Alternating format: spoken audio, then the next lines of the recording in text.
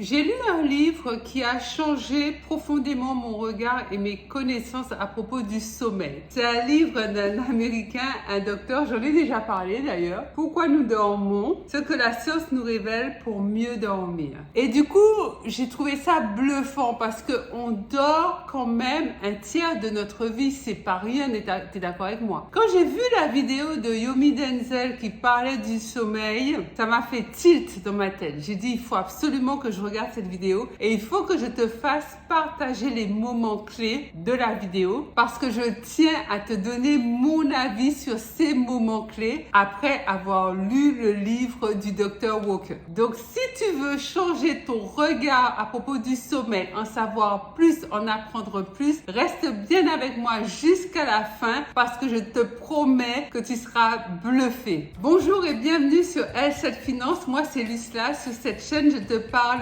argent, finance, budget, épargne, positivité, mindset de manière très concrète et très fun. Donc si l'argent c'est un sujet pour toi, que tu aimerais savoir comment ça fonctionne, tu aimerais en savoir plus, tu aimerais en avoir plus, ne bouge pas, reste avec moi, abonne-toi à cette chaîne car cette chaîne c'est la tienne et parlons finance.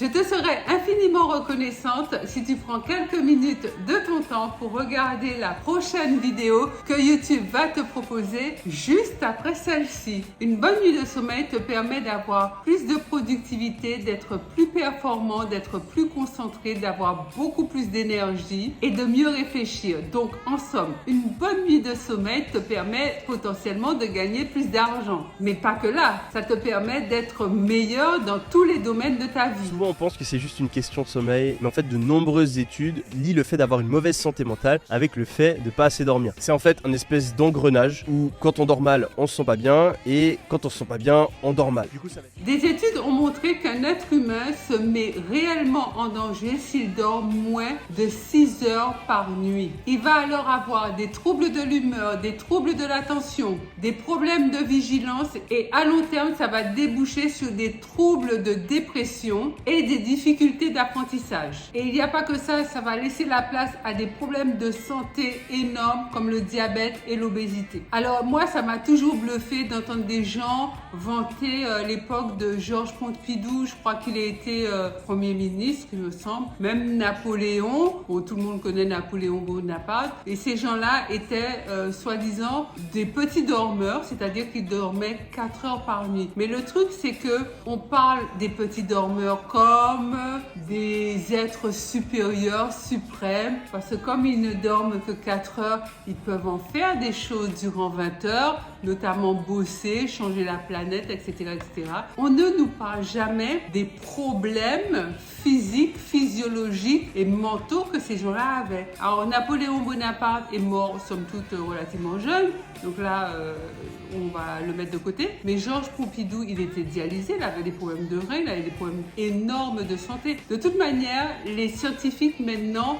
l'ont prouvé depuis belle lurette. Altérer ses heures de sommeil constitue un grave danger pour la santé de quiconque le fait. C'est-à-dire que l'être humain est prévu pour dormir en moyenne 8 heures par nuit. Ça veut dire que ça peut être 7 heures, ça peut être 9 heures, mais ça peut pas être 4 heures, ça peut pas être 6 heures, sans avoir des conséquences graves sur la santé. Et ce bouquin décrit tous les problèmes, notamment des problèmes psychologiques, des problèmes mentaux, des problèmes de santé graves que ça engendre, y compris la maladie d'Alzheimer est liée à un trouble du sommeil. En 2010, une étude américaine a démontré que le manque de sommeil, c'est-à-dire avoir une nuit de 6 heures de sommeil ou moins, augmente drastiquement le risque de développer un diabète de type 2. D'autres études ont démontré le lien étroit entre manque de sommeil et des maladies de type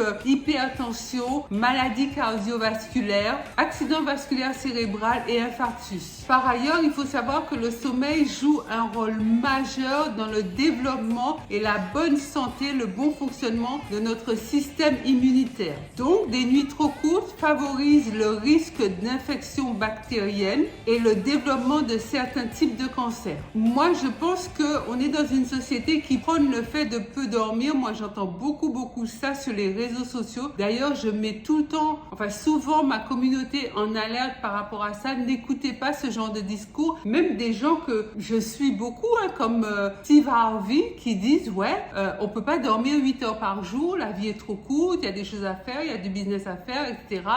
D'autres qui disent il faut dormir 4 heures, mais souvent on entend ça, mais c'est n'importe quoi. Alors ces gens-là, s'ils font vraiment ce qu'ils disent, alors déjà, peut-être qu'ils font pas ce qu'ils disent. Mais si vraiment ils font ce qu'ils disent, c'est-à-dire que chaque nuit ils dorment 4 heures, je veux dire, ils seront millionnaires, ils seront même multimillionnaires, voire même milliardaires, mais ils vont être milliardaires au cimetière parce que on ne dort pas impunément à long terme 4 heures par nuit.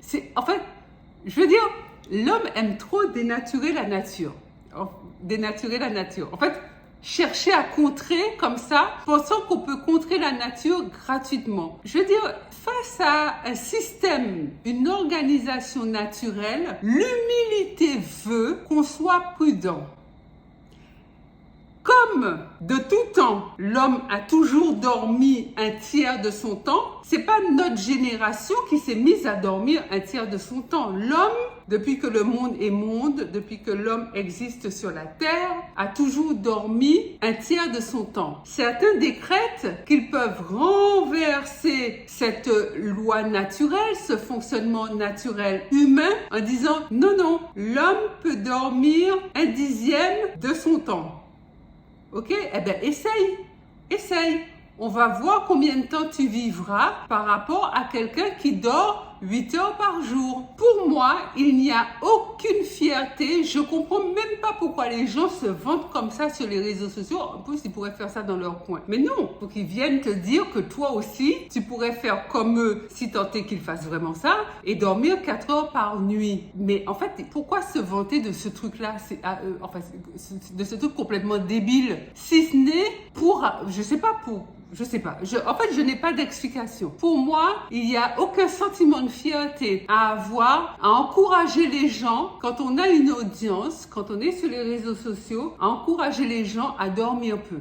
Souvent, on pense que c'est juste une question de sommeil, mais en fait, de nombreuses études lient le fait d'avoir une mauvaise santé mentale avec le fait de pas assez dormir. C'est en fait un espèce d'engrenage où quand on dort mal, on se sent pas bien, et quand on se sent pas bien, on dort mal. Du coup, ça va être important d'agir sur notre sommeil, mais vous pouvez aussi souvent améliorer votre qualité de sommeil et votre facilité à vous endormir en améliorant votre santé mentale. Une mauvaise santé mentale, ça peut affecter votre sommeil de 3 manières principales. Premièrement, il peut y avoir de l'anxiété. L'anxiété, c'est cette espèce de peur du futur qu'on a, où on se pose des questions, on anticipe le pire en permanence et on est un petit peu nerveux. L'anxiété, ça va vous empêcher de vous endormir. On en a parlé plus tôt. C'est très courant d'en fait procrastiner le moment où on va s'endormir parce que c'est un moment où on est confronté à nos pensées. C'est aussi très courant de pas pouvoir s'endormir parce que une fois qu'on a plus de stimulation, on se met à être anxieux et c'est pas possible de dormir quand on est anxieux. C'est aussi assez courant de se réveiller pendant la nuit ou de dormir avec un sommeil très léger parce qu'on est très anxieux. La dépression ou le fait d'être dépressif, ça peut aussi agir de manière néfaste sur notre sommeil. En effet, c'est très courant pour les personnes déprimées de se réveiller super tôt et de pas réussir à s'endormir. Troisièmement, si on est stressé, si on a beaucoup de stress, ça va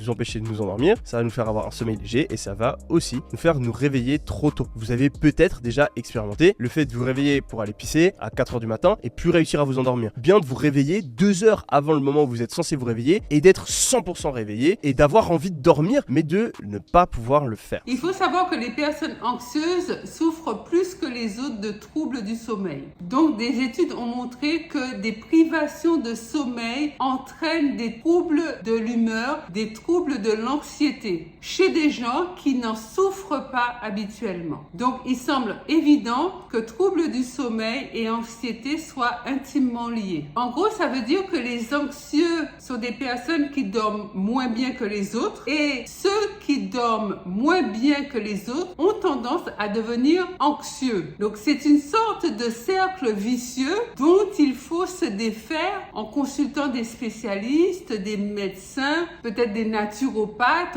des spécialistes du bien-être parce que c'est compliqué, je crois même que c'est très difficile de se sortir de ce genre de cercle vicieux seul. Ce sont des gens qui ne peuvent pas dormir tout seuls, qui font plus de cauchemars que les autres et qui se plaignent constamment que leur sommeil est de mauvaise qualité et est insatisfaisant. Important, évitez de faire autre chose que dormir dans son lit parce que notre corps assimile certains endroits à certaines activités. Donc si vous êtes toujours en train de travailler ou toujours sur votre téléphone, sur TikTok, en train de scroller dans votre lit, eh bien votre corps il se dit pas ah lit égale dormir et donc c'est beaucoup plus difficile de s'endormir. Limite allez sur votre canapé, soyez avachi sur une chaise longue, mais le lit c'est pour dormir et c'est tout. Évitez aussi de manger dans votre lit, en plus de faire des tâches une fois sur deux, ça va créer des odeurs qui sont pas de nouveau assimilées au sommeil et qui vont vous rendre la tâche plus difficile. J'ai envie de te donner quelques astuces que tu peux mettre en pratique pour pouvoir bien dormir et améliorer la qualité de ton sommeil. Déjà, c'est de dormir dans un environnement silencieux où il n'y a aucun bruit. Pas de veilleuse ou tu sais de petites loupiottes qui restent allumées. Il faut vraiment éviter de travailler au lit avec son ordi au moment où on va se coucher ou de scroller sur son téléphone avant de s'endormir. Tu peux mettre une petite musique de fond en fond sonore, donc ça peut être le bruit de la pluie ou le bruit des vagues. Ça peut être également le chant des oiseaux, le bruit de la forêt, le bruit de la nature. Ça aide à s'endormir. Il est mieux également de dormir dans le noir complet. On recommande également de ne pas dormir dans une chambre où il fait trop chaud. On parle même des fois d'une orientation favorable du lit en fonction des 4 points cardinaux qui seraient plus ou moins favorables à une bonne nuit de sommeil. Je te conseille de ne pas manger trop lourd non plus avant de te coucher ou quelques heures avant de te coucher. Abstiens-toi de boire du café ou de consommer un autre excitant comme de l'alcool ou complètement autre chose. Voilà mon ami ce que je voulais partager avec toi, mes réactions à la vidéo de Yomi Denzel, 6 raisons pour lesquelles vous êtes toujours fatigué. Je vais te mettre le lien de la vidéo en barre de description, tu pourras aller la regarder si tu veux en entier. Pense à liker cette vidéo, à la partager massivement tout autour de toi dans tous tes groupes familiaux, amicaux. Abonne-toi à cette chaîne mon ami, cette chaîne c'est la tienne, donc abonne-toi et active la cloche de notification. Dis-moi en commentaire si tu aimes ce genre de vidéo, je réagis à telle ou telle vidéo, comme ça je continuerai à te chercher d'autres pépites sur YouTube. Tu peux me retrouver dès maintenant sur Instagram, mon compte c'est L7Finance. Autrement, je te dis à mercredi et à samedi, ici même sur YouTube, pour de nouvelles aventures financières. Bye bye!